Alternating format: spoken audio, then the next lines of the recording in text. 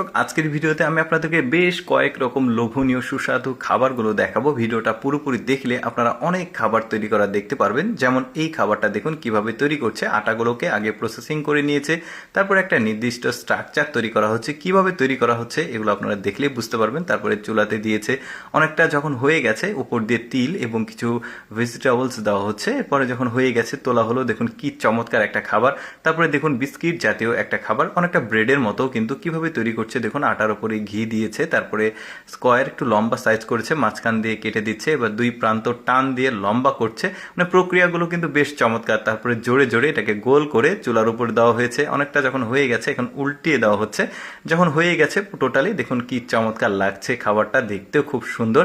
এরপরে এইটা দেখুন, এটা কিন্তু আলাদা একটা খাবার। কিভাবে তৈরি করবে চলুন আমরা দেখি। আটাগুলোকে সুন্দরভাবে পেঁচিয়ে পেঁচিয়ে একটা স্ট্রাকচার করেছে। এবার আটার উপরে সুন্দরভাবে কয়েক রকম মানে ওই যে মশলা ওরা দিচ্ছে। এরপরে ভাঁজ করে করে এটাকে একদম চিকন করে গোল করে কেটে নেওয়া হচ্ছে। এবার দেখুন ওই স্ট্রাকচারটা তৈরি করা হচ্ছে। মানে গঠনটা বেশ চমৎকার। চুলার উপর দিয়েছে, সাদা এক ধরনের তরল দিচ্ছে। আসলে এটা কি আমি ঠিক জানি না, আপনারা জানলে কমেন্ট করে জানাবেন। আমি যে সব জানবো এমন কোনো মানে নাই, আপনারা অনেক কিছু জানেন। দেখতে পাচ্ছেন হয়ে গেছে। এরপরে এইটা কিভাবে তৈরি করছে, অনেকটা ব্রেড কিভাবে করছে দেখুন। এটা ডিমের একটা প্রলেপ, তারপরে ওর উপরে দিয়ে ভেতরে গুঁড়ো দুধ দেওয়া হচ্ছে। দেখতে পাচ্ছেন ওই যে প্যাকেট জাতীয় দুধ যেটা, সেটা দিয়েছে। এবার ব্যালন দিয়ে চাপ দিয়ে এটাকে গোল করা হচ্ছে। তার উপর দিয়ে ঘি দিয়ে এটা চুলার মধ্যে দিয়ে দেওয়া হয়েছে এবং বের করেছে। হয়ে গেলে দেখুন বেশ চমৎকার লাগছে। তারপরে এইটা দেখুন, আমি একটু শর্টকাটে দেখাচ্ছি মানে যাতে অনেকগুলো খাবার দেখাতে পারি।